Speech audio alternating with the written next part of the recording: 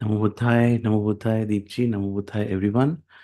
We start the session with 15 minutes meditation. Namo Buddhaya, Snehaji, Namo Buddhaya. So we start with 15 minutes meditation till 7:15. Sorry for the delay starting.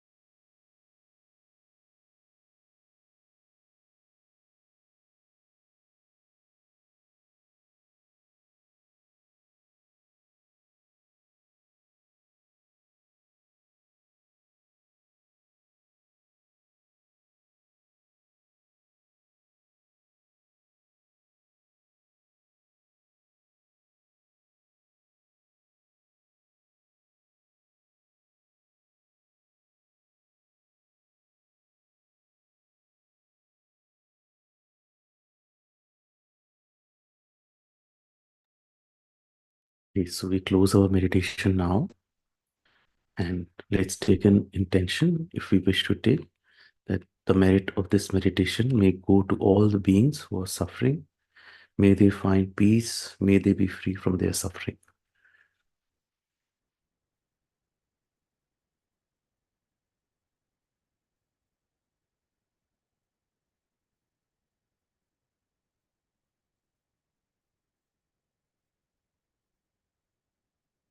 Okay.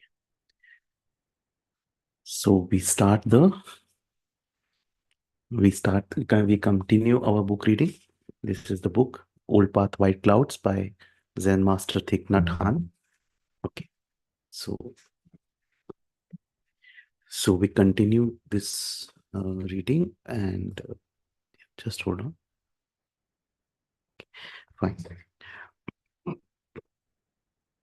So yesterday we were discussing about this thing about inclusion of nuns in the sangha, and Buddha had certain reservations about inclusion because of public outcry will be there, and some things where Buddha also kind of resisted and hesitated because it was a very sensitive thing, but the nuns were also very keen for their enlightenment, and then Buddha called upon the senior disciples like Sariputta, Moggallana, Bhatia, all these people, and Buddha discussed this with issue with them, and then Sariputta said that it will be wise to create some kind of statutes or rules around this.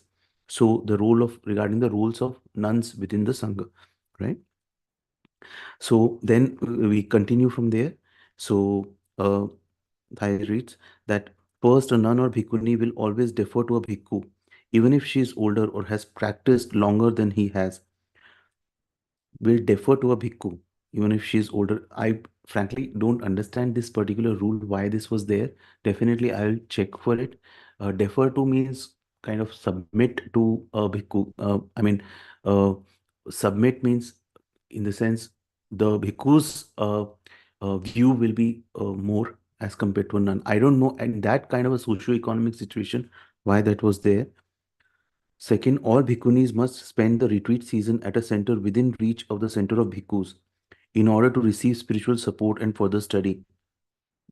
Third, twice a month, the bhikkhunis should delegate someone to invite the bhikkhus to decide on a date for Uposatha, the special day of observance. Okay. The bhikkhu should visit the nuns, teach them, and encourage them in their practice. Fourth, after the rainy season retreat, the nuns must attend the Pavarana ceremony and present an account of their practice not only before other nuns but before the monks also. Fifth, whenever a bhikkhuni breaks a precept, she must confess before both the bhikkhunis and the bhikkhus. So there is this practice in monastic code that some offenses, if you make, then your career as a monk is over. Like any um, sexual misconduct you do or something like that. Some things are just, but then there are certain offenses which are like you, if you confess to a senior monk or a senior nun, then they are condoned. Then sixth, after a period of practice as a novice, the bhikkhuni will take full vows before the communities of both monks and nuns. Seventh, a bhikkhuni should not criticize or censor a bhikkhu. Eighth, a bhikkhuni will not give dharma instruction to a community of bhikkhus. Okay, okay. So Moggallana laughed. These eight rules are clearly discriminatory. How can you pretend otherwise? Sariputta replied, the purpose of these rules is to open the door for women to join the Sangha. They are not intended to discriminate but to help end discrimination. Don't you see? Moggallana nodded, acknowledging the merit of Sariputta's statement. Bhadia said, these eight rules are necessary. Lady Gautami has commanded much authority. She is the Lord's mother. Without rules as these, it would be difficult for anyone except the Buddha himself to guide her in her practice. Okay. Okay. The Buddha turned to Ananda. Ananda, please go and tell Lady Mahapajapati that if she is willing to accept these eight special rules, she and the other women may be ordained. The sun had already climbed high into the sky, but Ananda found Lady Gautami and the other women patiently waiting. After hearing the 8 rules, Gautami was overjoyed. She replied, Venerable Ananda, please tell the Buddha that just as a young girl gladly accepts a garland of lotus flowers or roses to adorn her hair after washing it with perfumed water, I happily accept the 8 rules. I will follow them all my life if I am granted permission to be ordained. Ananda returned to the Buddha's hut and informed him of Lady Gautami's response. The other women looked at Gautami with concern in their eyes, but she smiled and reassured them. Don't worry, my sisters. The important thing is that we have earned the right to be ordained. These 8 rules will not be barriers to our practice. They are the door by which we may enter the sangha. All 51 women were ordained the same day. Venerable Sariputta arranged for them to live temporarily at Ambapali's mango grove. The Buddha also asked Sariputta to teach the nuns the basic practice. 8 days later, Bhikkhu Mahapachapati paid a visit to the Buddha. She said, Lord, please show compassion and explain how I may best make quick progress on the path of liberation. Okay. The Buddha answered, and this is very important, all of us will have this question. The Buddha answered, Bhikkhuni Mahapachapati, the most important thing is to take hold of your mind. Practice observing the breath and meditate on the body, feelings, mind, and objects of the mind. Practicing like that each day, you will experience a deepening of humility, ease, detachment, peace, and joy. When those qualities arise, you can be sure you are on the correct path, the path of awakening and enlightenment. So Buddha said, take hold of your mind. Practice observing the breath, meditate on body, feelings, minds, and objects of the mind, which is Middle Discourses 10, Satipatthana Sutta. 4 things: body, feelings, mind, objects of the mind. That is the discourse on the 4 foundations of mindfulness. What we should be mindful of: body, mind, feelings, various feelings that arise, mental states, like my mind is filled with anger, my mind is filled with lust, or objects of the mind, which contains a lot of other things like spiritual hindrances or 7 factors of enlightenment, a lot of other things. And it's not that you have to be mindful of all 4 at that time. Anyone will do. So if you even take that, I will be mindful of my body, which is very easy actually to do because this is a physical thing is there, or mindfulness of the breath. That's it. Coming back again and again to the same thing, we are following the Buddha's path of liberation, which in Middle Discourses 10, Buddha, this is, I'm telling, the direct path of liberation, right? Okay. Bhikkhuni Mahapajapati wanted to build a convent in Vesali in order to enable the nuns to dwell close to the Buddha and the senior disciples. She also wanted later to return to Kapilvastu to open a convent in her homeland. She sent a messenger to Yashodhara to announce the good news of the woman's ordination. Because Yashodhara was said asked to be, remain back. Right? Bhikkhuni Gautami knew that the acceptance of women into the Sangha would create an uproar. Bitter opposition would undoubtedly result, and many people would condemn the Buddha and his Sangha.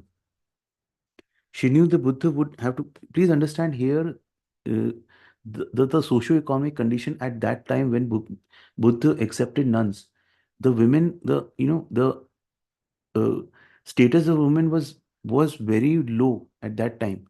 And even there were these, I think even it was much before the Sati Pratha and all those things were there, So that in that context, Buddha accepting nuns in the Sangha was like something which is like changing the socio-economic order at all. Bitter opposition would undoubtedly result, and many people would condemn the Buddha and his Sangha. She knew that Buddha would have to face many difficulties. She was grateful and understood that the 8 rules were temporarily necessary to protect the Sangha from harmful conflict. She was sure that later on, once the ordination of women was an established fact, the 8 rules would no longer be necessary. Now, I don't know exactly because I've not been able to study this particular thing, whether they still exist in the monastery. Most likely they would be removed. But there is this book, again, a free ebook that is there available a bhikkhu's rules guide for lay people. That means if we are lay people, we can, though we are asked to follow the five precepts: no killing, no stealing, no lying, no sexual misconduct, no drinking. But if we study the monastic rules, it can really help us. A lot of those things are stated, which we can to an extent incorporate in our day-to-day practice, day-to-day life. The Buddha's community now had four streams: the bhikkhus, bhikkhunis, upasaks, male lay disciples, and upasikas, female lay disciples. Now, please understand, Buddha's community now four streams. So earlier it was only the monks. Now the monks, nuns, laymen, and laywomen. Four uh, uh, streams. Bhikkhuni Mahapajapati gave careful thought as to how the bhikkhunis should dress. Her suggestions were all accepted by the Buddha. The bhikkhus wore three garments: an varsaka or pants, the uttara sangha or the inner robe, and the sangati or an outer robe. In addition to these three garments, the bhikkhunis added a cloth wrapped around the chest called the samkha sika and a skirt called the kusulaka. In addition to their robes and a begging bowl, each monk and nun also had the right to own a fan, a water filter, a needle, and a thread to mend their robes, a pick to clean their teeth, and a razor to shave their heads twice a month. Okay, so that was chapter 2045. Continue with chapter 46, a handful of Simsapa leaves. Venuvana Monastery in Rajgah, Kut- Kutargasala Monastery in Vaisali, and Jetavana Monastery in Savatthi had become thriving centers for practice and teaching of the way. Other monastic centers had been founded throughout Magadha, Kosala, and neighboring kingdoms. Everywhere the sight of saffron-robed bhikkhus had become familiar. The way of awakening had spread far and wide in the first 6 years after Buddha's enlightenment.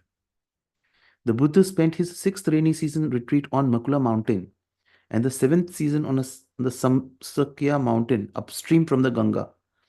He spent the eighth season at Sumarega in Bhagga and the ninth near Kosambi. Kosambi was a large town in the kingdom of Vamsa, situated along the Jamuna river. An important monastery had been built there in the large forest called Ghosira, named after the lay disciple who donated the forest. Senior disciples such as Mahakasapa, Mahamoglana, Sariputta, Mahakarana were not with the Buddha during the ninth rainy season retreat at Ghosira. Ananda, however, was. Rahula remained with Sariputta. Ghosira was filled with simsapa trees under which the Buddha liked to meditate during hot afternoons. One day after his meditation, he returned to the community holding a handful of simsapa leaves. He held them and asked the bhikkhus, okay, this is very good. This is very beautiful analogy which Buddha gave. Which is greater, the number of leaves in my hand or the number of leaves in this forest? The bhikkhus answered, the number of leaves in the forest. The Buddha answered, just so, what I teach is much greater than what I teach. Just what I see is much greater than what I teach. Why? Because I teach only those things that are truly necessary and helpful in attaining the way. Buddha said this because at Ghosira there were many bhikkhus who tended to lose themselves in philosophical speculation.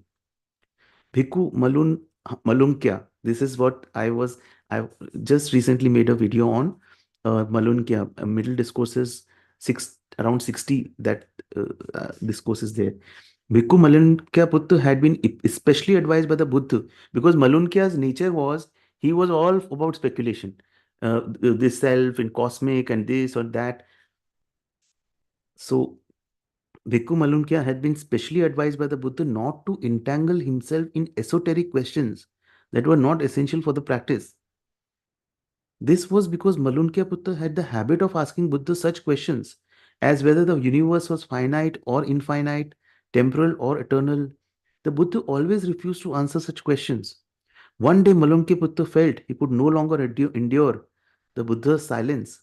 He resolved that he would ask the Buddha his question one last time, and if Buddha still refused to answer him, he would ask to be relieved of his vows as a bhikkhu. So he was like, clear. This time, if Buddha doesn't give me a clear answer, and in the discourse it was mentioned, he said, this is the question, you answer either yes or no or if you don't know, answer not sure. If you don't, then I will resign. I will, right. So Buddha gave him a very apt response. He found the Buddha and said, Teacher, if you will agree to the answer my questions, I will continue to follow you. If you refuse, I will abandon the Sangha. Tell me if you know whether or not the universe is finite or infinite. If you don't know the answer, just say so. Buddha looked at Malunkya Putta and said, When you asked to be ordained, did I promise to answer such questions? Did I say, Malunkya Putta, become a bhikkhu and I will solve your metaphysical problems? No, Lord, you did not. Then why do you demand me to do so now? Malunkya Putta. This is again a very, very good analogy which Buddha had given. The analogy of a poisoned arrow. You are like a person shot with a poisoned arrow whose family summons the doctor to have the arrow removed, and the man gives an antidote. But the man refuses to let the doctor do anything before certain questions can be answered. The wounded man demands to know who shot the arrow, what his caste and job is, and why he shot him. He wants to know what kind of bow the man used and how he acquired the ingredients used in preparing the poison. Malum kya putta, such a man will die before getting the answers to his questions. It is no different for one who follows the way. I teach only those things necessary to realize the way. Things which are not helpful or necessary, I do not teach. Malunkhya Putta, whether the universe is finite or infinite, temporal or eternal, there is one truth you must accept, and that is the presence of suffering. Suffering has causes which can be illuminated in order to be removed. Again, I'm repeating this is very deep. Suffering has causes which can be illuminated in order to be removed. The things I teach will help you attain detachment, equanimity, peace, and liberation. I refuse to speak about all those things which are not helpful in realizing the way. Feeling ashamed, Malunkya Buddha asked the Buddha to forgive him for making such a foolish demand. The Buddha encouraged all the bhikkhus to focus on their practice and avoid useless philosophical speculation and debate. Gosira, the lay disciple who donated the forest, also sponsored the building of two other monasteries, Kukuta and Pavarikambhavana. A fourth monastery was also built in the region and called Badrika. At Ghosila, as all of the other monasteries, certain bhikkhus were assigned the task of memorizing the teachings of the Buddha. They were called Sutta masters. As the words of the Buddha were called suttas. Hindi is sutras. One was the sutra on turning the wheel of the Dhamma. The discourse given to the Buddha's first five disciples in the deer park. This is the very, very important discourse, SN 56.11. A few sutras, such as the Sutra on the Nature of Non-Self, the Sutra on Dependent Co-arising, and the Sutra on the Noble Eightfold Path, were memorized and recited twice monthly by the entire community of Buddhas. Bhikkhus. In addition to Sutra masters, there were precept masters who were expert in the different precepts for novices and ordained bhikkhus. Rahula and the other novices who had not yet reached the 20 years of age followed what was called a Samanera precepts, which are like precepts for the novices. That year at Ghosira, a conflict arose between a sutra master and a precept master.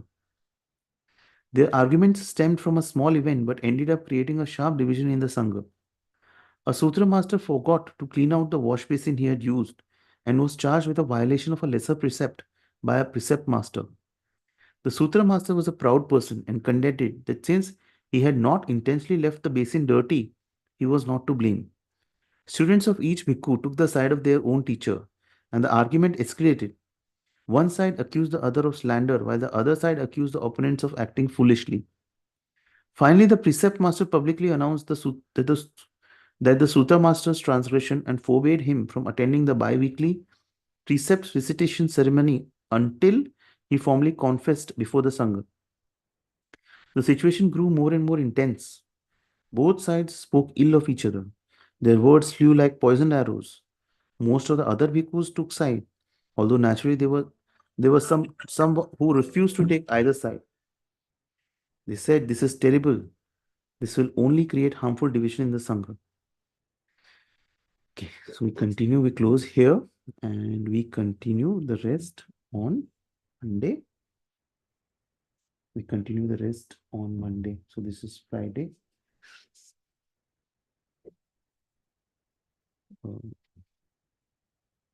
Okay, so this is an important section where this conflict is happening between two bhikkhus, and Buddha had to deal with all these things, conflicts and all these things. So, right, so this is the thing. I hope it was insightful. If you have any questions, Nehaji, or anyone, let me just check in the live stream if there's anything. Please share.